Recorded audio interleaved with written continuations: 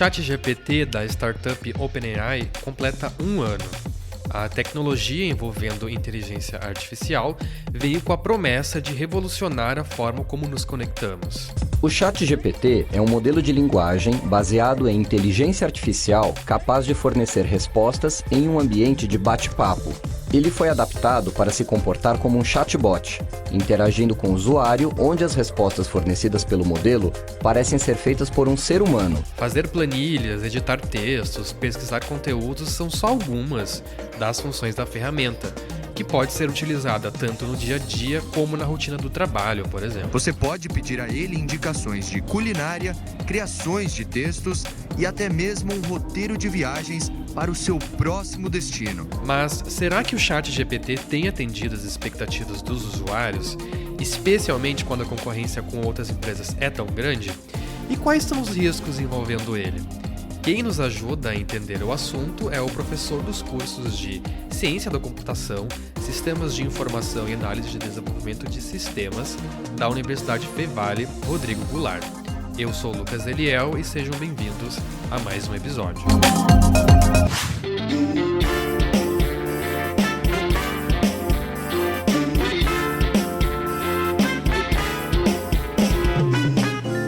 Rodrigo, como podemos avaliar esse primeiro ano de funcionamento do ChatGPT?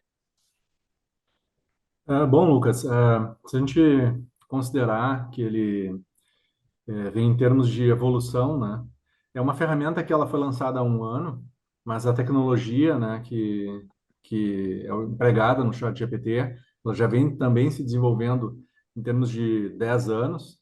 10 anos para a maior parte das pessoas, né, isso parece um tempo muito curto, mas na área da computação isso pode ser até um tempo bem longo, né? Mas Sim. também em função de algumas revoluções tecnológicas, né?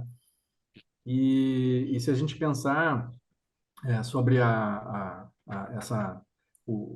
evolução, né, do ChatGPT durante esse ano, eles enfrentaram algumas questões, né, sobre as críticas, né, começaram a surgir em termos do que são as respostas, qualidade, se isso é válido ou não, a fonte, né, a propriedade das informações, né? E aí a gente até percebeu que em um dado momento aí do ano, a versão mais atualizada, aquela até que chamou mais a atenção do que se podia ver, né, que não é a versão 3.5 a 4, ela passou, a versão mais atualizada, ela passou a ser paga, né? E a gente tem que fazer uma assinatura e tudo mais, e uma outra versão, uma anterior, que é aquela gratuita, né? Então a empresa hoje está trabalhando com esses aspectos, né? Para quem é desenvolvedor, trabalha na computação, existem formas para a gente pegar e integrar isso já com outras aplicações, né? Hoje em dia à disposição, né? Então, é um tempo curto ainda, nem todos conseguiram ainda se adequar, fazer testes e já está integrando esse tipo de ferramenta, né, as seus processos, né, seus serviços, mas é uma tendência aí que se vê pela frente, né, depois de ferramentas como essa, né, não só o ChatGPT, mas outras estarem mais presentes no nosso dia a dia, né? Sim, baseado nisso que você falou, né? Nós tivemos alguns percalços nesse primeiro ano, e por conta disso, a gente pode dizer que, por enquanto, o ChatGPT tem atendido às grandes expectativas que o envolvem. Olha, eu acho que no início do ano, os primeiros 6 meses desse ano, houve uma grande expectativa em termos de que isso teria um impacto nas atividades profissionais, em primeiro lugar, né? Nós podemos ver que teve muita notícia falando sobre impacto nos empregos, de pessoas eventualmente perderem os empregos, né? O que isso aí não necessariamente se comprova, vamos dizer assim, né?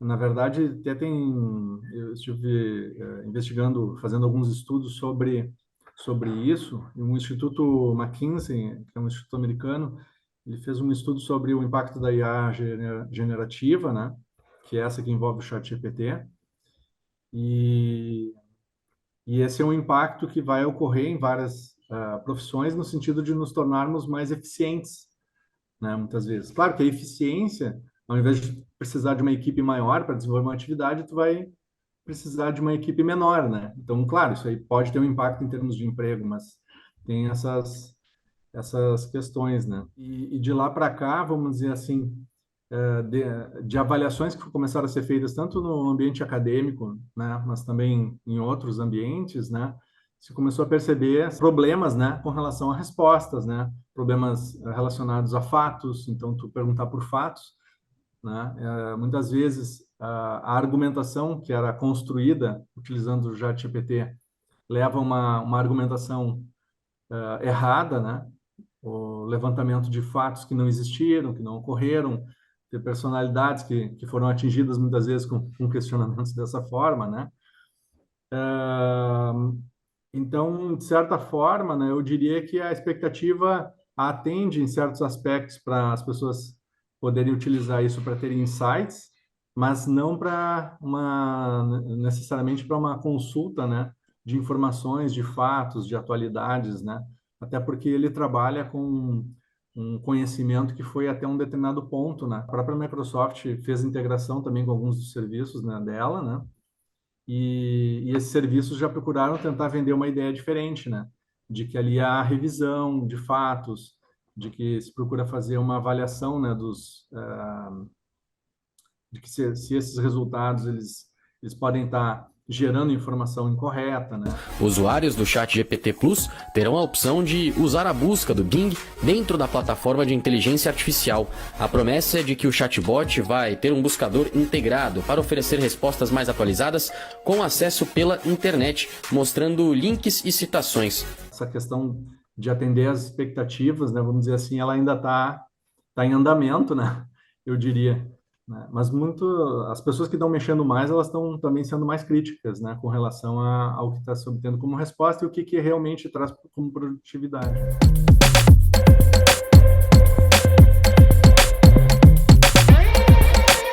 O ChatGPT pode fazer várias coisas. E na sua percepção, quais são as tarefas hoje que essa tecnologia tem se tornado mais eficaz? Olha, o que eu vejo assim, ó, primeiro pensando na área da computação, né, que é a minha área, né, tem vários impactos desse tipo de tecnologia na área da computação, no sentido de quando a gente precisa construir criar algoritmos, redigir textos, necessariamente, que depois se traduzem, então, naquele programa, naquele artefato que pode ser executado pelo computador. Então, elaborar os programas, redigir os programas para uma finalidade é uma tarefa cada vez mais complexa hoje em dia. Então, os programadores hoje têm utilizado ferramentas como essa para fazer consultas. Olha, eu tenho um problema para construir um programa com essa funcionalidade. E aí se descreve, né, o problema ou a necessidade e ele faz sugestões, né? De forma geral, isso está trazendo, vamos dizer assim, benefícios, né, para quem trabalha com esse tipo de tarefa, né?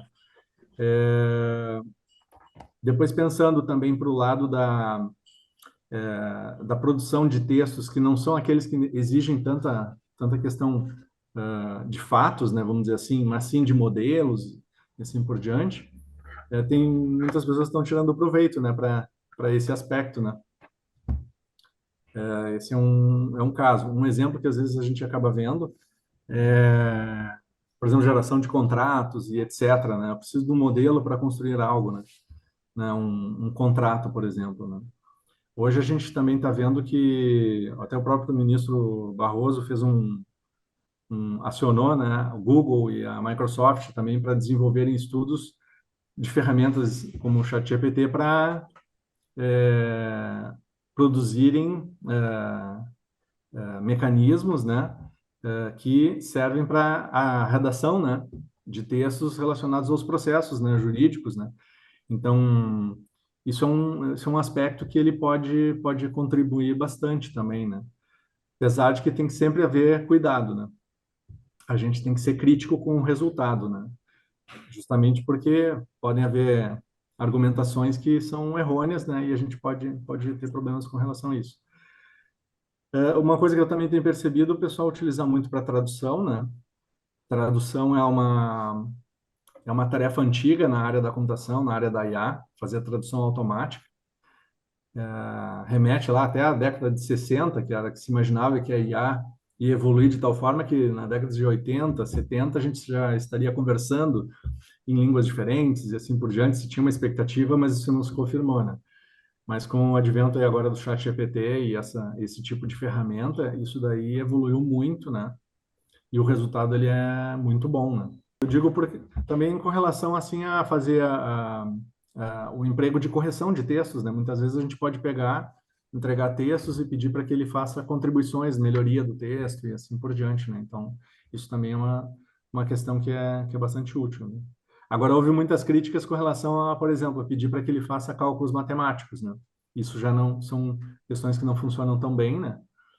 Mas que eu sei que essa empresa e outras também estão procurando trabalhar nesse aspecto, né? O Google, por exemplo, tem o chat GPT deles, né, que se chama Bard. Bom, e agora uma notícia de um concorrente do chat GPT. Uma espécie de expansão no poder de varredura do Bard acaba de ser anunciada. Ela permite que o chatbot de inteligência artificial do Google obtenha respostas para as pesquisas, também usando dados disponíveis na conta do e-mail do usuário. E recentemente eles têm feito divulgações sobre o serviço do Bard, dizendo que ele pode servir para estudantes, por exemplo, para que a gente coloque uma expressão matemática e peça para que ele explique a expressão, né? Então ele decompõe, né, os passos de como resolver a expressão, por exemplo, né? Entre outras coisas, né? Então, isso é uma tendência de que esse tipo de serviço também seja bastante útil e presente no nosso dia a dia. Que aspectos do chat GPT se mostram motivos de preocupação e de que forma devemos lidar com essas questões daqui para frente? Olha, eu diria que para uma certa avaliação sobre preocupações, muitas vezes a gente no dia a dia das nossas atividades, né, nós temos a necessidade de produzir muito em curto espaço de tempo e de forma geral as nossas tarefas, né, a gente quer ser produtivo, né? Então sempre que a gente fizer uso da ferramenta, a gente tem que sempre passar e fazer uma segunda avaliação do resultado e trabalhar com ele, vamos dizer assim, não como fonte de informação, mas sim como fonte de pegar e ter insights ou ampliar, né, vamos dizer assim, ideias, né? Porque se for fonte de informação para um assunto que eu não conheço, né, eu tenho um risco de depois não conseguir avaliar o resultado corretamente, né? E se eu não consigo avaliar o dado corretamente e eu passar essa informação, né, adiante, né, eu corro um risco de estar passando adiante uma informação que foi mal concebida. Não é nem por uma questão de, né, de má vontade, vamos dizer assim, de ser uma coisa intencional, mas que ele pode acabar gerando informações que estão incorretas, né? Então a gente tem que fazer sempre uma avaliação crítica, né, do que está sendo produzido, né? Eu diria que isso é uma das questões. A outra é que essas ferramentas, elas se utilizam de grandes volumes de informação, né, para serem construídas e para depois, inclusive, se dar manutenção a elas, né? E hoje as empresas que trabalham com esse tipo de proposta, elas estão sempre em busca cada vez mais de informações novas, e que a forma com que essas informações depois são tratadas, são utilizadas, já está gerando certa discussão sobre questões, por exemplo, éticas, questões de propriedade, e assim vai indo. Como essas ferramentas são um produto, e o produto é o produto de uma empresa, a empresa não necessariamente tem que dar mais informações, mais ou menos informações de como é que o produto é construído, e aí o conhecimento, né, que está por trás é elaborado. Isso já historicamente, o próprio Google, né, sempre houve muita discussão sobre como é que o algoritmo do Google funciona em detalhes, né? Então, hoje, com o caso das IAs generativas, tá havendo uma certa preocupação como qual é a fonte, né, das informações, se está havendo acesso a informações das quais não se deveria ter acesso, né, que tem propriedade intelectual e assim por diante, né? E ao mesmo tempo, quando a gente estiver utilizando, né, a informação, será que a gente está utilizando então uma informação completamente nova, ou então se é uma informação de terceiros, né? E aí, por trás de tudo isso, né, dessa corrida também por dados e a construção de ferramentas como essa concorrência, né, tá havendo essa discussão sobre regulação, né? Então, isso aí pode afetar, de certa forma, positivamente aquele usuário, né? Porque daí então fica uma regulação pode determinar como essa ferramenta tem que se comportar e a gente tem menos preocupações, né? Como usuário, mas por outro lado pode ser que também limite, né, a capacidade dessas ferramentas. Sim.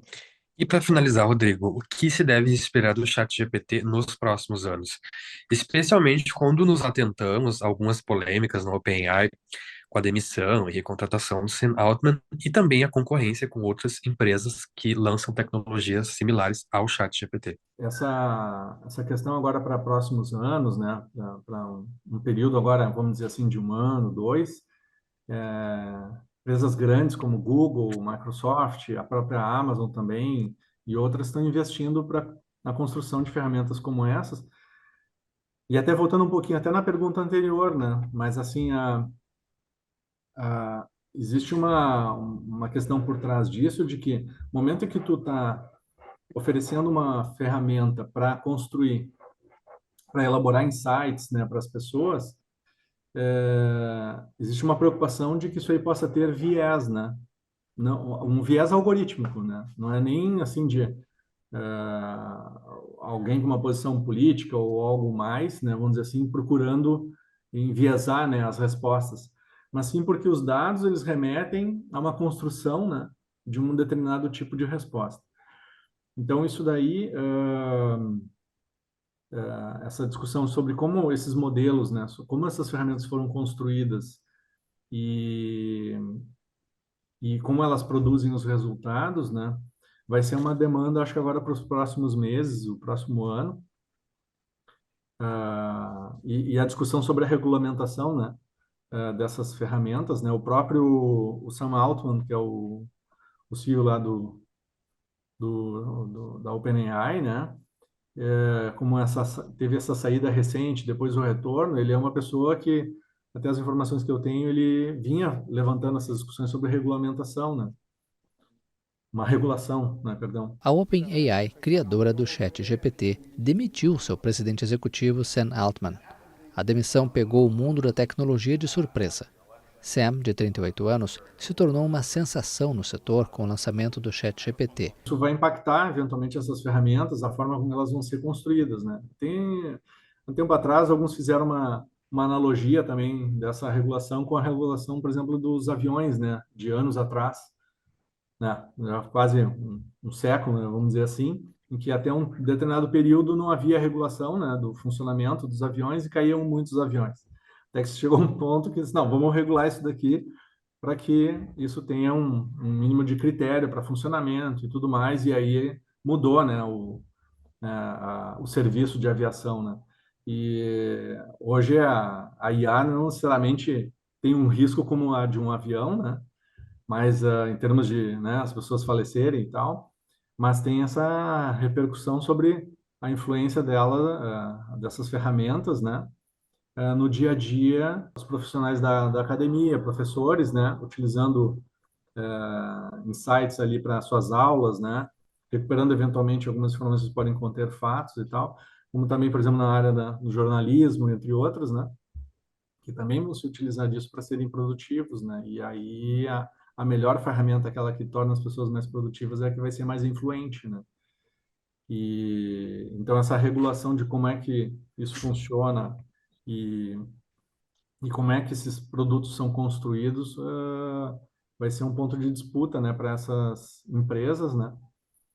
E é o que se espera agora para os próximos anos, talvez seja isso, uma discussão sobre isso, e cada vez maior integração dessas ferramentas com outras ferramentas, né? Agora, recentemente, por exemplo, a Microsoft colocou já assistentes dentro do próprio Windows, né?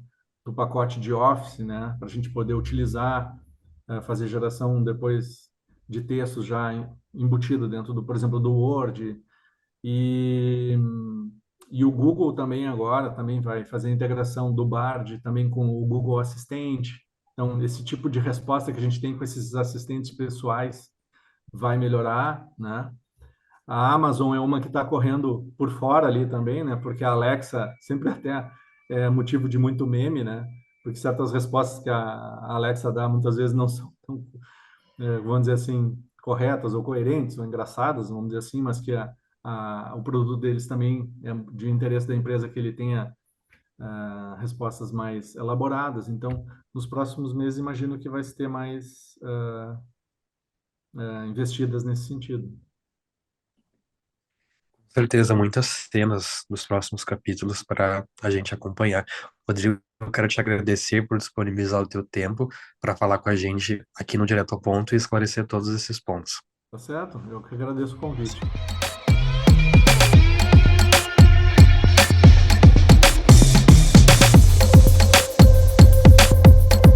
Nós ficamos por aqui. Se gostou do Direto ao Ponto, confira outras edições que estão disponíveis no site do jornal, no YouTube ou no seu aplicativo de streaming favorito.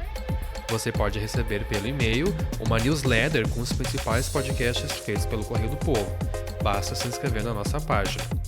Esse Direto ao Ponto utilizou áudios de Olhar Digital, Record News e UOL, tendo produção de Lucas Eliel e Brenda Fernandes, apresentação e roteiro de Lucas Eliel, edição de Thiago Basso, assistência de Marina Neck, além da coordenação de Márcio Gomes e também de Brenda Fernandes. Obrigado por ter nos acompanhado e até a próxima!